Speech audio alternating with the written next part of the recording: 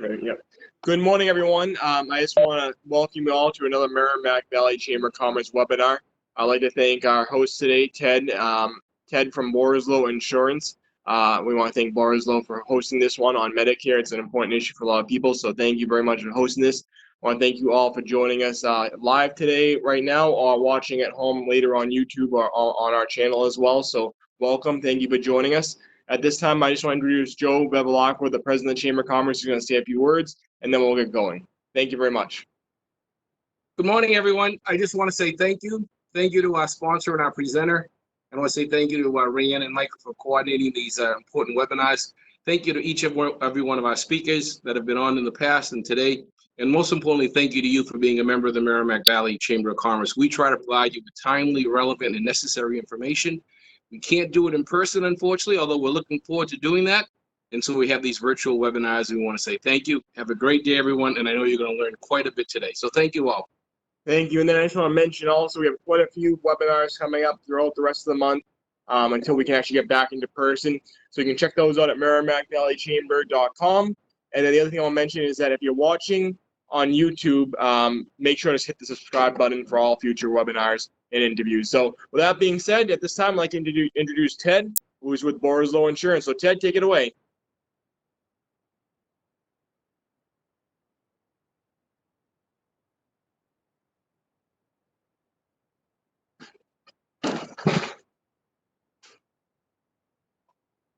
Do you have to unmute Ted?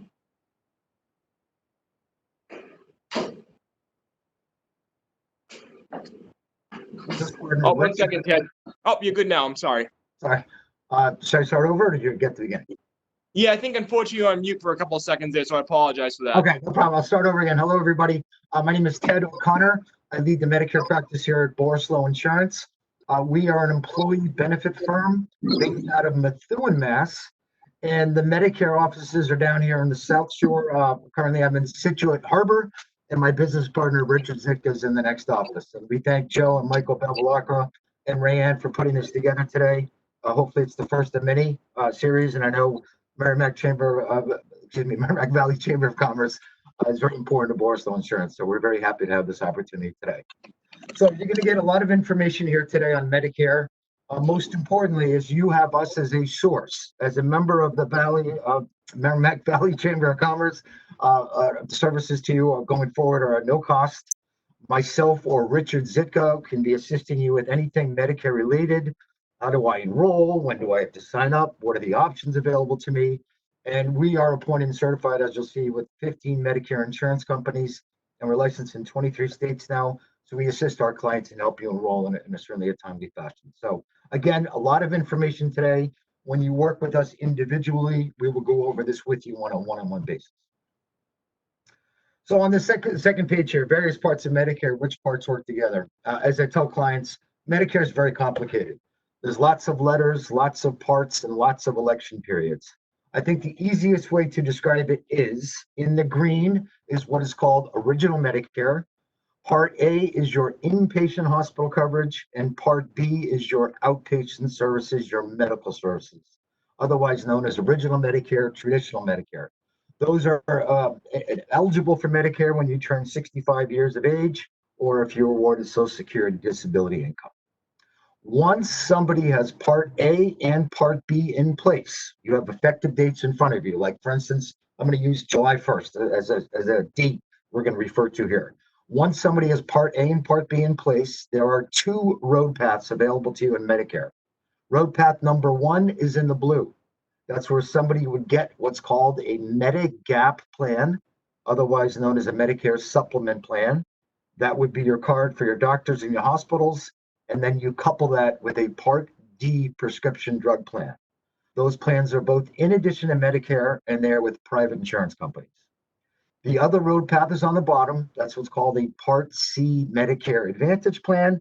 And that is what is known as a replacement plan to original Medicare. So it's either or, either Medigap and Part D or Part C Medicare Advantage plan. And we're going to go through both of those. This next slide, there is a purpose to this slide. Back in 2006, 2007, President Bush released Medicare prescription drug plans to the market. And newspapers, magazines, and cartoonists had a field day with Medicare because of how complicated it is. And the point of this slide is, if you have a Medicare coach, which is what Richard and I like to call ourselves, somebody's going to get to the other side a lot faster and a lot easier than tackling this on your own. In my zip code alone right now in Situate, there are 25 prescription drug plans. There are 31 Medicare Advantage plans. There's 3 types of Medigap plans and several companies that offer it. So again, we kind of, based on your needs, your medical needs, whether it's medications, do you want a plan that's portable? Do you not want to be in an HMO or PPO anymore? We shop around for you and help you find the plan that fits your best needs. So again, you're going to get, I've spoken to many people, by the way, who I've met after the fact when they already enrolled themselves in Medicare after we met them. And I've heard numerous times it could take a week or 2 weeks to figure it all out. So for what I call formula for success, when we work with you, we assist everybody with this, but this is something I would give as a kind of a coaching sheet for somebody who's tackling Medicare on their own. In the blue, receive proper Medicare education. Again, you're going to get a lot of this today. How do you sign up for Part A, Part B? When do you sign up? We're going to go through all that today. And again, we'll go through that individually with you when you reach out to us. Number 2 in the green, do research on your insurance carriers. We shop around for you, as I mentioned, and in a few slides, you're going to see a picture of a mailman. If anybody is in the audience there is Medicare eligible, you know you get inundated with mail when you turn 65. Unfortunately, that will not stop. And what's kind of unique about that is some of the plans available to you are based on your zip code. Some of the insurance companies send them out by the state.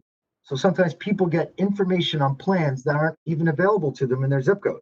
So again, when we work with you individually, we will let you know all the carriers, the plans, and the rates that are available to you in your specific residence.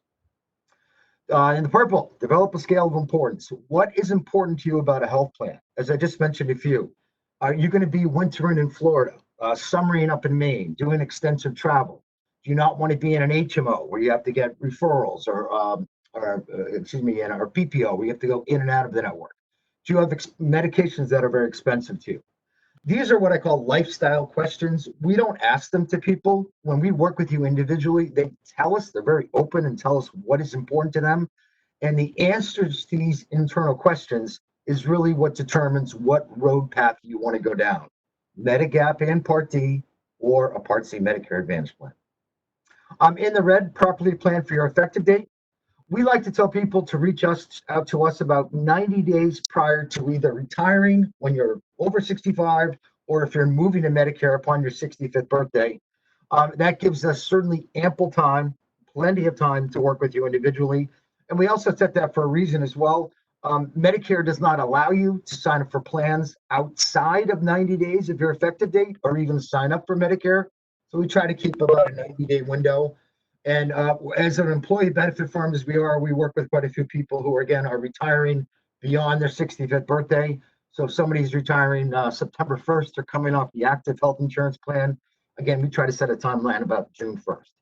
You can call us with any questions at any time, but as far as the individual consultations, helping you sign up for Medicare, letting you know the road paths, the plans, the rates, again, that's kind of within 90 days. But we'll be happy to talk to anybody at any time. And in the pink on the bottom, have a year-round advocate. We stay with you. When somebody enrolls in plans with us at Borislow Insurance, we will be your Medicare coach for years to come. And that is very important. Somebody chooses a plan right now for July 1st, they have prescription drug plans. It's based on what your medications are today. You fast forward to the fall, which is the Medicare Annual Enrollment Period, otherwise known as AEP. It is October 15th through December 7th. That's where we offer a no cost, really a review to make sure you're still in the correct plans. And again, it's very important. I stress to my clients to always try to do a review every fall, because the drug plan you got in July, your medications might be 2. You fast forward to the following fall or even the next year, you might be taking 7 or 9. And that drug plan you chose a year ago is no longer the best drug plan for you. So we can change your drug plan every year if need be for January 1st. So that's what I call formula for success. And what to expect to enroll. There's the mailman. And again, that will always continue. I hear from people all the time, I get inundated with mail. And when you do sign up for Medicare or you're Medicare eligible, you are going to get a Medicare and You book. Keep that. That is my Bible. I got in the Medicare business back in 2008, Medicare Space, as I call it. I have every book in the other office behind me. So keep that as every little nook and cranny you're going to want to know. We will help you with that. Hopefully you won't have to look through that because we'll be able to assist you with those answers and questions. And then when you do sign up for Medicare, you will get a you'll get a Medicare card. On that card, obviously, you have your name. It'll have a Medicare claim number, which is now an alphanumeric set of letters and digits. A few years ago, it was somebody's social security number with a letter at the end. You can imagine why they finally changed that. And then you'll have effective dates for Part A and Part B. When somebody wants to use our services to enroll in Medicare to find out what the plans are available to you, there's an informational sheet we send out to you. It's very simple. It's called Preparing for a Medicare Consultation. Really just your name, address, do you have a Medicare card? And again, a list of your medications that includes the milligrams per pill, the frequency you take them, and your top 2 choices of pharmacy. And that allows us to do our homework, as we call it, for our call. But on that Medicare card information, this is a stickler. We'll ask you, we coach you how to sign up for Medicare as well. But this information off your card is information that we will eventually need to get you enrolled. Because once somebody picks and chooses their plans, we do all the paperwork to get you enrolled. And the information the insurance companies look at first and foremost to identify you is your Medicare claim number and your Part A and Part B effective dates. That's a little about what to expect when to enroll. And choice matters. I like to think we have a great business model here at Borislow Insurance. As I mentioned in the beginning, we're appointed and certified with 15 Medicare insurance companies, licensed in 23 states now. So we are appointed and authorized to represent all of these companies on the screen. And we always add some new ones as well. But we're not able to, in my past life, by the way, when I got out of college, I sold life insurance for Mass Mutual in downtown Boston, where Mass Mutual was the best. That's the only card I represented. Because we represent all these companies, there's no sales to any of this. We simply outlay to you exactly what is available. You pick and choose your plans. We do all the paperwork to get you enrolled. So that's why I'd like to think we have a great business model, because we represent all these major companies. Okay, in these next 2 slides, I'm going to describe to you exactly what is original Medicare, what is Part A, and what is Part B. And I'm going to use Michael in the audience. Let's pretend, I know Michael's not Medicare eligible. Let's pretend Michael is standing alone with Part A and Part B on July 1st. So on these next 2 slides, I'm going to describe to you exactly what are the benefits of Medicare, and then also what somebody would be responsible for as far as co-insurances and deductibles with just original Medicare. So as I'm going through this, you'll see the benefits and then also what somebody's responsible for. I do want you to keep in mind, I am going to show you a plan that fills the majority of all these gaps, these outstanding deductibles and co-insurances you're about to see. It is called Plan G, as in George, in Maine, New Hampshire, and in 47 states. Massachusetts, the plan is called the Medigap 1A plan. So as I'm going through this, keep in mind there's a plan that will pay the majority of all this for you.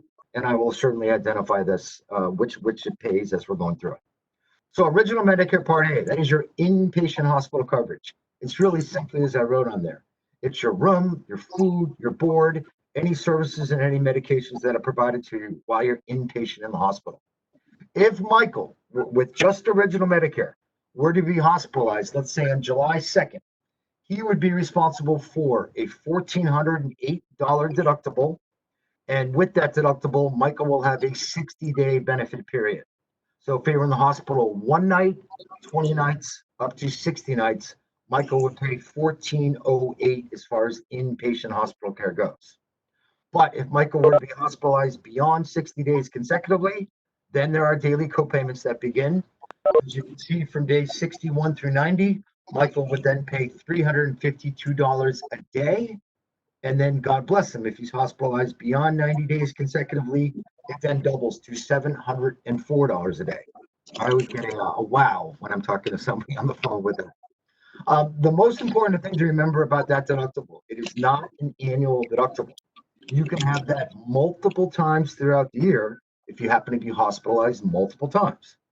For instance, as I tell clients, worst case scenario, if somebody just has original Medicare, they are hospitalized January, 60 days later, April, 60 days later, July, then September, then late December, somebody could have 5 of those deductibles in a calendar year.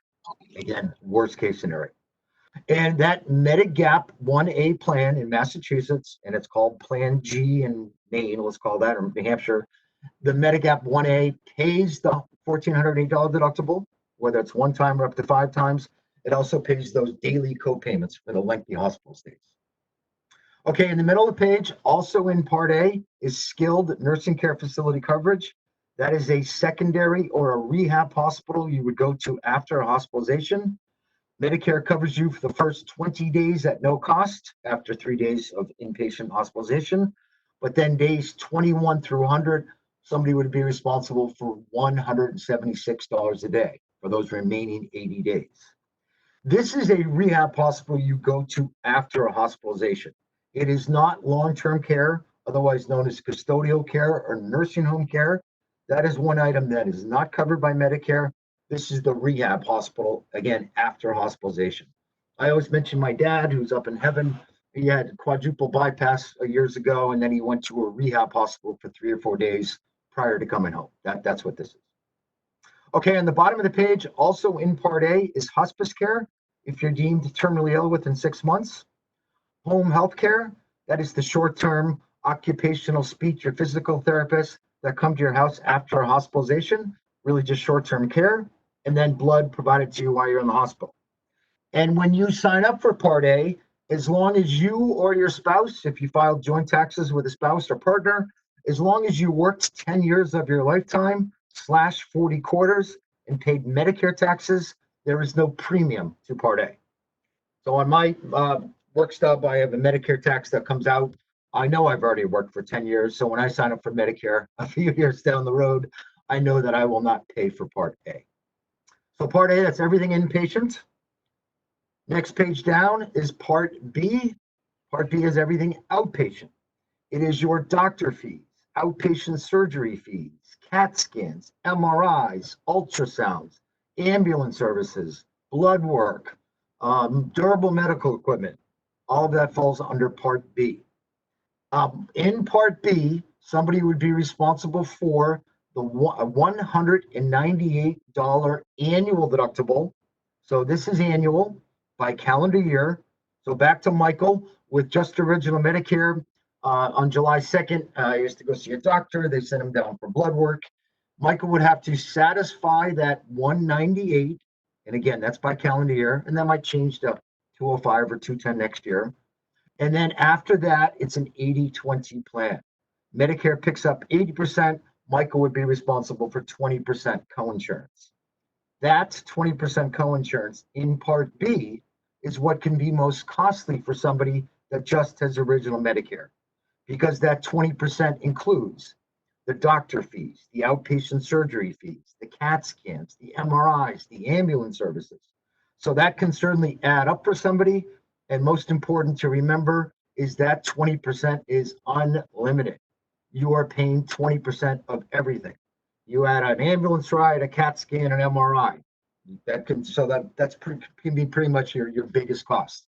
So as I have these consultations all the time, or presentations, if I call this one, the two main areas of concern, financial concern, my clients have an original Medicare, is the 20% coinsurance in Part B and the deductible in Part A. Those are kind of the two main areas that people like to get covered or filled. Now, excuse me, hay fever season. In Part A, I mentioned the Medigap 1A covers the deductibles. And I forgot to mention it also covers those extra 80 days in a skilled nursing care. So that Medigap 1A or Plan G in New Hampshire covers everything in Part A.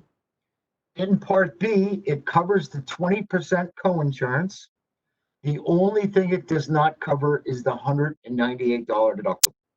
So if somebody retires, moves to a Medigap 1A in Massachusetts, the employee benefit world these days are high deductible plans coupled with HRAs or HSAs, where they're very high deductible plans. Now you'd be knowing you would be moving to a Medigap plan that you would only have to satisfy a $198 deductible out of pocket. Okay, so that is original Medicare Part A and Part B.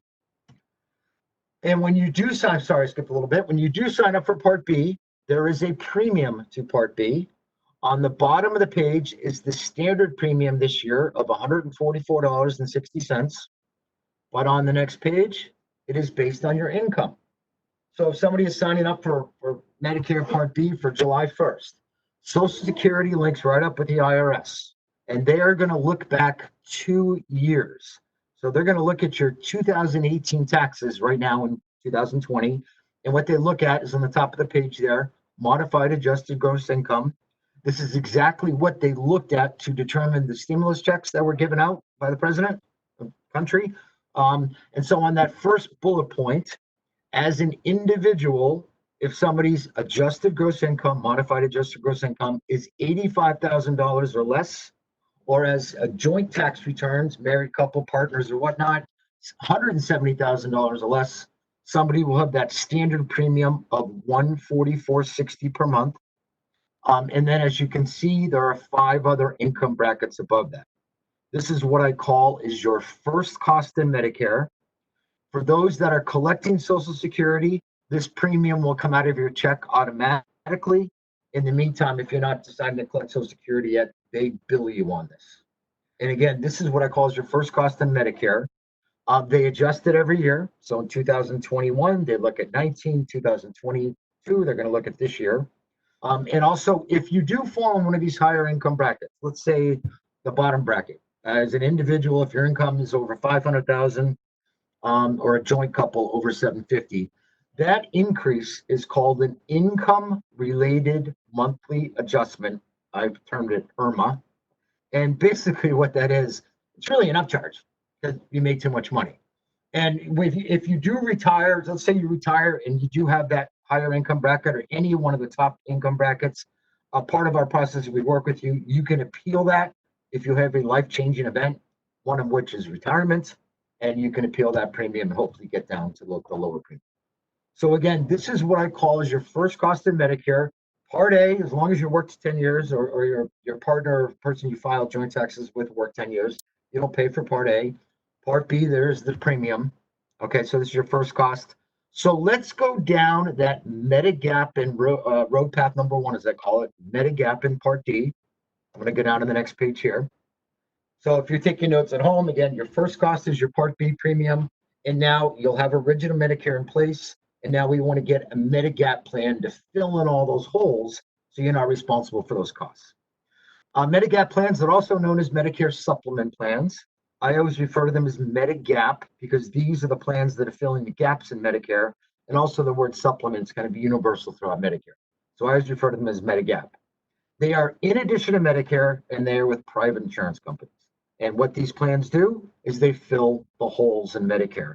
They pay the co-insurance deductibles that we just looked at in Part A and Part B, so you are not responsible for the majority of those costs. These are portable plans. At least, by the way, my clientele at Borislow, it seems like the majority of our clients go in the direction of Medigap and Part D. Partly because people are retiring. We're an employee benefit firm. They've been on an HMO or PPO their whole working life, having to follow the network of doctors. When you move to a Medigap plan, you can go anywhere throughout the country. Any doctor or hospital in the country that accepts Medicare will accept any Medigap plan. So it's not a managed plan. It's not an HMO. It's not a PPO. There's no directory of doctors. There's no referrals. Just to repeat, you can go anywhere throughout the country as long as the doctor or hospital accepts Medicare. For instance, I have a lot of clients who have Harvard Pilgrim, for instance, here in Massachusetts, and a lot of them winter down in Florida. They're spending a little bit of a longer stay down there this year. And that Medigap plan that somebody got in Lawrence, Mass, works for somebody just as well in Boca Raton as it does Bangor, Maine, California, Cape Cod, or whatnot. So there's one of the reasons why I see a lot of clients, as I call it, migrating towards Medigap plans. It gives you a lot more freedom of choice. And again, those lifestyle questions, people internally tell us those answers. If you are going to spend a considerable time outside of your zip code, This is one of the reasons why I think I see a lot of our clients going towards Medigap because of the portability factor.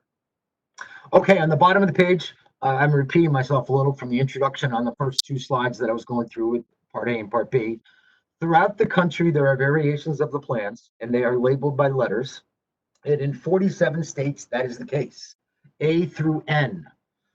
Traditionally, the highest plan of coverage has been known as Medigap Plan F, F as in Frank.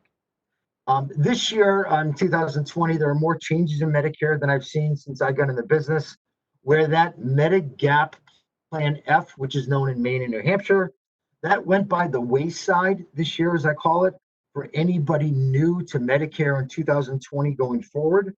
So the highest plan of coverage in 47 states is the plan I referred to earlier, Medigap Plan G. G as in George. And just to repeat, the only thing somebody, if they have a Plan G in New Hampshire, Maine, the only thing you're responsible for out of your pocket for doctors and hospitals is that $198 deductible. In Massachusetts, we happen to live in one of three states that names the labels, they're labeled differently. The other two are Wisconsin and Minnesota. In Massachusetts, that highest plan of coverage, which is called Plan F in New Hampshire, was called Supplement 1 in Mass. And now going forward this year, again, anybody new to Medicare, 2020 going forward, that highest plan of coverage is called the 1A plan. Okay, so in Massachusetts, a Medigap 1A plan is exactly the same in any company. A plan is a plan is a plan. They're standardized plans. They all do exactly the same thing. The only difference is what company offers the best rate, and it varies from state to state how rates are determined. It could have to do with your zip code, your county, your gender, date of birth, smoker, non-smoker. In Massachusetts, we have something called what's called community rate, and that's actually a benefit. That's where each company has one flat rate for each plan for everybody in the entire state. Why that is a benefit is that in Massachusetts, there is a minor increase in premium every year. I work in California and Florida as well. Down there and over there, it goes up every year as somebody gets older. So I constantly having clients seeing 10, 15, 20% increases where they're always shopping around. But because Massachusetts has community rate, there is a minor increase every year. So I don't see many of my clients changing their Medigap plans from year to year. I do see the drug plans, but not as much on Medigap in Massachusetts.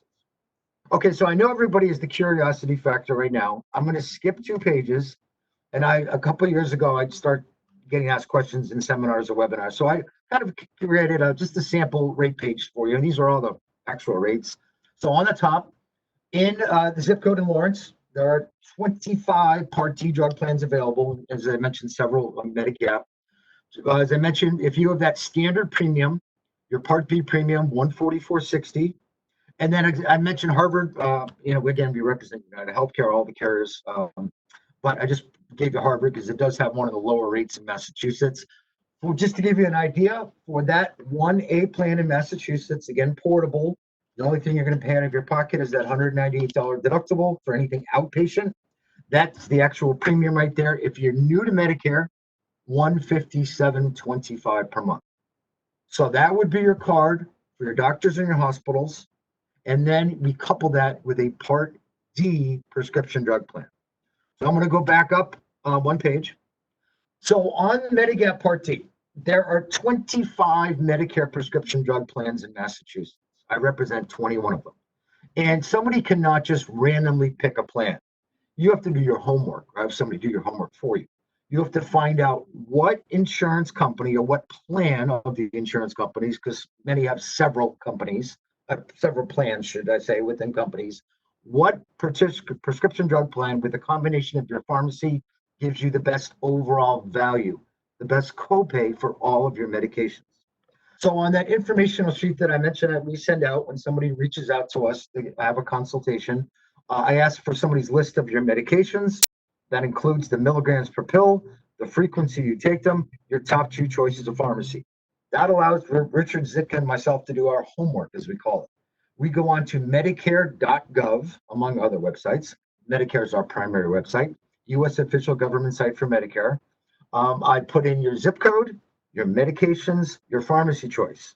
And these websites do their internal math, as I call it, where all of a sudden on the top of my computer screen, the lowest costing plan will appear for Michael. And then as you scroll down the page, they just become higher cost. And again, there's 25 plans in Massachusetts this year. So when we do our homework, we usually show you the top 3 or 4 lowest costing plans.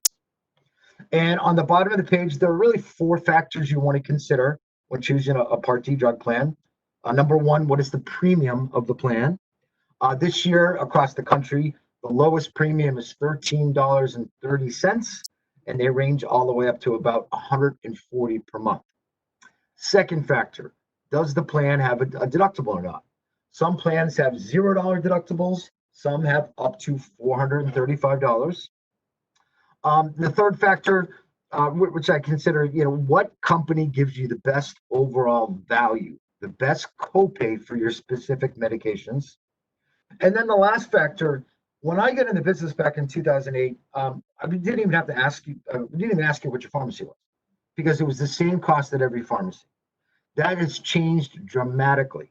Now the big pharmaceutical chains, CVS, Walgreens, negotiate with the Part D insurance companies to get what's called preferred status. And that can make a considerable difference in cost, whether you go to CVS or Walgreens. I worked with somebody about a month ago, and right down the street from where I am, there's a CVS on one side of the street, there's a Walgreens on the other side of the street. They went to Walgreens, and I asked them, would you have any problem with going to CVS? I worked with this person for the start of June 1st. So over the course of 7 months, there was an $800 difference in copay going to CVS versus Walgreens. So we don't want somebody to change your pharmacy, but if we can save you a few dollars by illustrating the difference in cost, because it really is considerably different these days, that's part of the services that we offer. And so back to the page I just was at, English language here, summing up Medigap and Part D, and these are actual costs. Again, if somebody has the standard Part B premium, $144.60, that Harvard Pilgrim plan, the 1A, which is the highest plan for anybody new to Medicare going forward in 2020, $157.25. And then I picked out a very popular drug plan. It is called the WellCare Value Script. WellCare, by the way, is based out of Tampa, Florida. They have 6 drug plans. This premium is $15.70 a month. Now, a lot of these plans have they have deductibles, but they have what I call a wrinkle to the deductible, and that's because of the preferred pharmacy. So in this plan, if you go to CVS, Hannaford's another preferred pharmacy of WellCare, this plan, Tier 1 drugs, which are called preferred generic, do not face the deductible. You get them at no cost. Tier 2 drugs, which are called non-preferred generic, also do not face the deductible. You get them for $8 or less. So that deductible is just for brand name medications. Tier 3, Tier 4, Tier 5 drugs. So summing up, to give you just ballpark numbers for today, this is an educational seminar, but I just want to give you an idea because everybody always has that question. If I didn't put it in here now, somebody would ask me at the end. To give you the components of Part B, Medigap, and a sample drug plan here, you're looking at about $317.55 a month. But again, on the back end, the most important factor I consider is you're only paying $198 out of pocket, and that's between inpatient hospitalization, which is covered in full. That out of pocket is just for outpatient services. So that is Medigap in Part D, road path number 1, as I call it. Let's go down to the other road path. This is called a Part C Medicare Advantage plan, otherwise known as a replacement plan to original Medicare. It is with a private insurance company, and what this plan does is it takes all of the benefits from A and B, converts them into a Part C plan, and it adds Part D.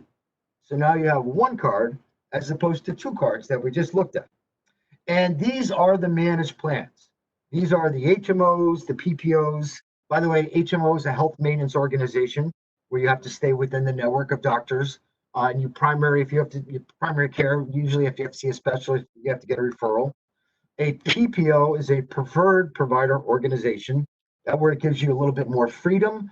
You pay a lower copay if the doctor is in the network, a higher copay if they're out of network. And I would give $1 for anybody that knew these other 2. These are still on the market, but they're really in the kind of the rural states, Montana, South Dakota, Vermont, I'll call rural. POS is called point of service.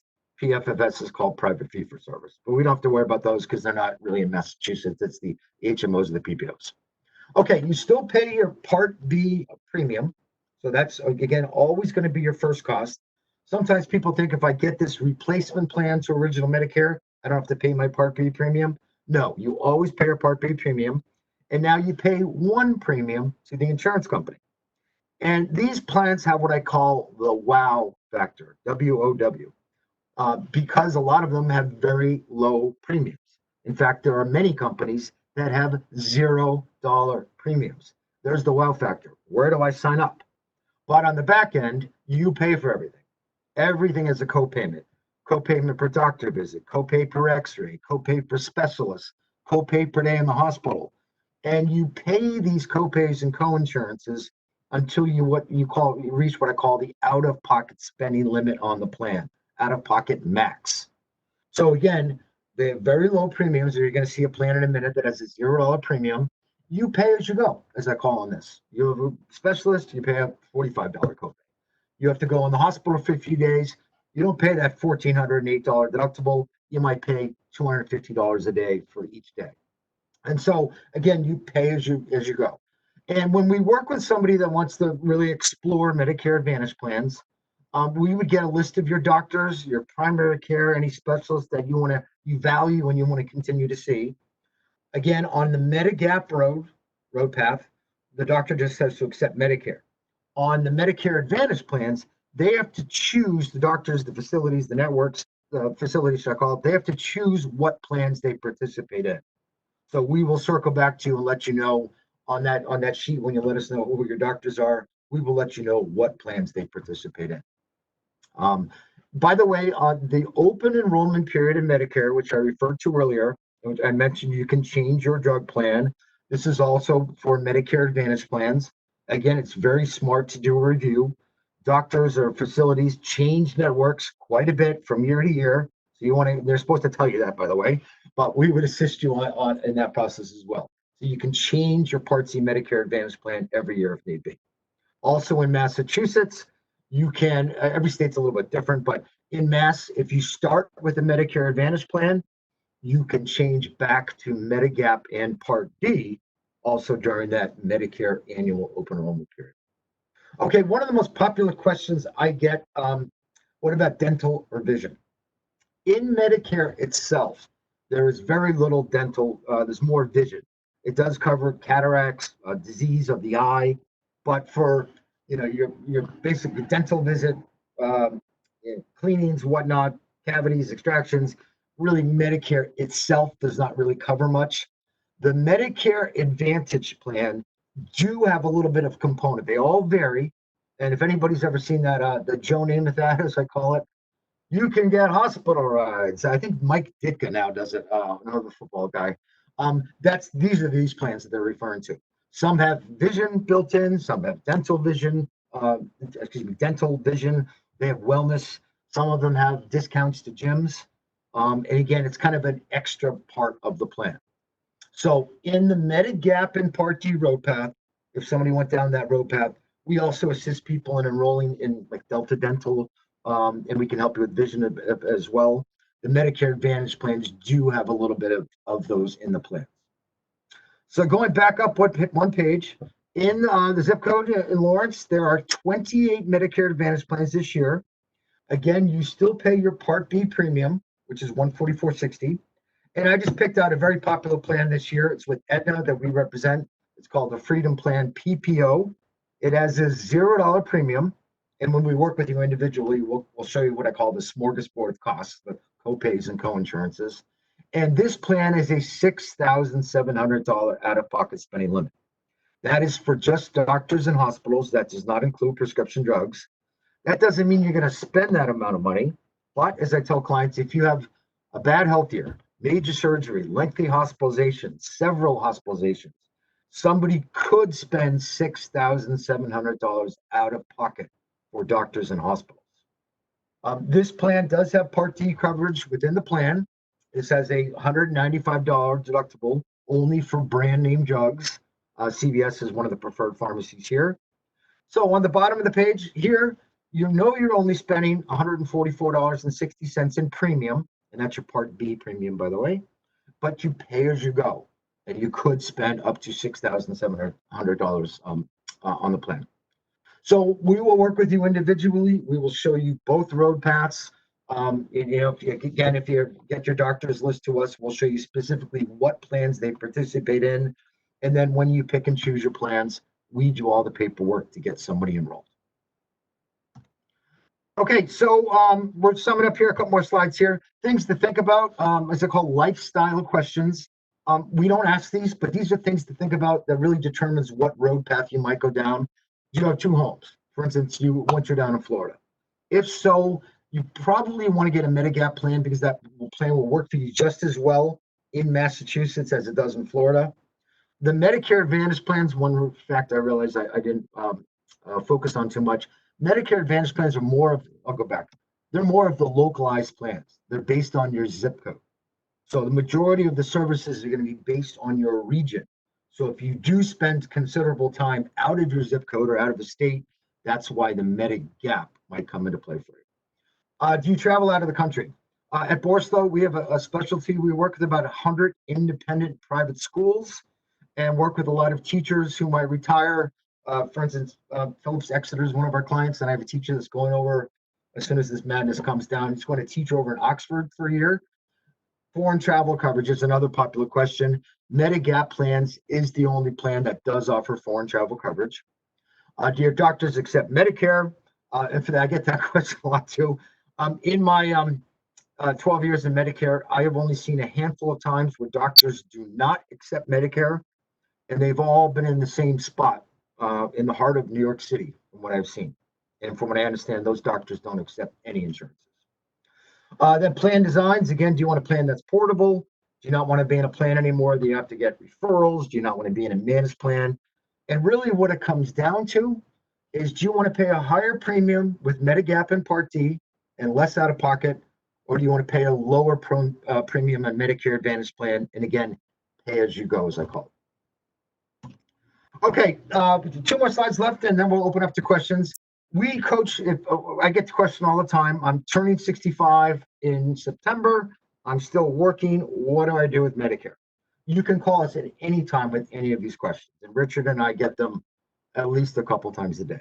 We assist you on how to sign up for Medicare.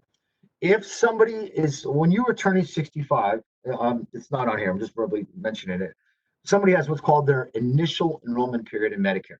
Let's say somebody was born, turning 65 in July. It's a 7-month window surrounding your 65th birthday. So it's the month of your birthday, July. You can sign up 3 months prior. So April, May, June, you can sign up automatically online, and then 3 months after, and you can do that automatically online as well. For the most part, again, we're working with people that, at least our clientele, a lot of times they're 68, 69, retiring then. There's a form that we provide. It's called the Social Security Employer Form. Somebody from your HR would need to fill it out for you when I coach them through all that. It proves that somebody was an active employee on a group health plan or the spouse of, which we're going to get into in a moment, which is called credible coverage in the eyes of Medicare. And then you can sign up for Medicare down the road and not be penalized. Again, in Medicare, if you're an active employee on a group health plan or the spouse of an active employee, that is considered credible coverage. So if you are turning 65 and you are still working, or your spouse is still working and you're on her plan or his plan, you don't have to do anything with Medicare. You can sign up later. I'm sure everybody out there has a friend that says you have to sign up for Medicare when you turn 65. Yes, that is the case if you don't have employer coverage. That is really the bypass to credible coverage. Okay, so on the bottom of the page, these 2 bullet points. Let me paint 2 scenarios for you. If somebody is turning 65 years of age and they are collecting Social Security already, they decide to collect early, that person, Medicare will sign somebody up automatically for Part A and Part B. And in that case, if somebody is still working, is an active employee on a group health plan, or again, the spouse of, what that person will do You have to keep Part A if you're collecting Social Security of any type, whether it's spousal or whatnot. You can defer Part B because there's a premium to Part B. And then let's say that person retires again at age 68. They reach out to us about 90 days prior. Your company, that person's company, HR would fill out that form, Social Security employer form to prove you had employer coverage since your 65th birthday. And then we can align Part B to be upon, like, say, September 1st for your retirement. The other side of that equation, the last bullet point, if somebody is turning 65 and you are not collecting Social Security and you're an active employee, or again, the spouse of an active employee on a group health plan, you don't need to do anything to Medicare. You can sign up later down the road. There's no checklist that Medicare is looking for somebody to go on Medicare at 65 to sign up. If you don't sign up at 65, again, you have to prove down the road that you had employer coverage. So again, the two triggers are if you're collecting Social Security already at 65, again, you decide to collect early, Medicare is going to sign you up automatically. If you're not collecting, you need to sign yourself up if you are moving to Medicare, and that's, again, partly what we assist you with. All right, the last slide here, with this madness, as I call it, it looks like things are getting better. We're in stage, the governor calls it stage 2 here. Fortunately, we're an employee benefit firm. We had a lot of companies that let people off, some companies that are closing or whatnot. So there's a lot of people out there that lost their jobs. Very unfortunate to hear that. And now you moved to Cobra, or you have a, you have to get an individual plan in the health insurance market, those that aren't Medicare eligible. The one thing to remember, though, this is very important. If you are Medicare eligible, you're 65 years or older, and you go on Cobra, let's say July 1st, you have 8 months that you can stay on Cobra, but you have to sign up for Medicare Part B as in boy, and A if you don't have it, within 8 months of that first month on Cobra. So if somebody signs up in July, if my math is correct, you have to sign up by the end of January, okay, and that would get you Medicare for February 1st. If you miss that 8-month window, then there's a lot of havoc, as I call it. Number one, you're going to pay a penalty for every month that you did not have coverage. Number two, you won't be able to sign if you miss that 8-month window. So let's paint that scenario again. Let's go back. Somebody who's Medicare eligible, Medicare eligible goes on Cobra, let's say January, to keep it a clean year here. If you miss that 8 months, and now we're into September, then you cannot sign up for Medicare then. You have to wait till what's called the general open enrollment period in Medicare. It's January 1st to 31st. That's when you can sign up for Medicare, and that will not be effective until July 1st of the next year. So it's positive, again, an interruption of your coverage, and also you're going to be paying a penalty. They penalize you for every month you did not have Part B as in boy. For those that are on Cobra that are not Medicare eligible, you can stay on that for up to 18 months as well. I've in my years, I've done quite a few. If somebody is eligible for Cobra, and that, as you all might know, it's not inexpensive. You're probably paying more than you would be on your employer plan. I'll be happy to go through with you. What's the Cobra cost? We'll look at the plan design, the deductible. We can weigh them against your individual options in Medicare. And in my 12 years, I have not had one person choose Cobra over Medicare, because the Medicare can be a lot less expensive. It can provide you better coverage than Cobra. So, Rand, I'm going to open up to questions now. Feel free, ask anything. If you can't think of something, you think about it later today. The last page of this document has my email, ted@borislow.com. That's my major number, home, cell, and work. And again, it's on the last page of the presentation. If you email me, I would be happy to email the presentation to you. I know that Rayanne and Michael have it, so they can provide that as well. So be happy to open up to any questions right now. Thank you, Ted. If there's any questions, you can just hover over the main screen. You'll see a chat at the bottom. I believe it's the third one on the right. And if you have a question, you just type it there. Ryan, I have my phone, so let me know if you see any questions come in. And while I'm saying that, I just want to mention that we will be sending out just a little thank you later. We'll include Ted's email, Ted's phone. So if you have any questions after this program, I know it's a lot of information right now, but if you have any questions later, you can always feel free to contact him as well. So I appreciate Ted opening that up to you as well. Rand, do you see anything at all? As of right now, there's no questions. I know Ted seemed to have covered a lot of the frequently asked questions. Okay, perfect. You ready for the quiz now? Yes. My clients think I'm serious about that when I joke with Anything at all, Rand? Okay, well, like I said, we will include Ted's information when we send a thank you note later, so I'll be in your emails this afternoon. But with no questions, I guess I just want to thank Ted. Anything you want to add, Ted, at all?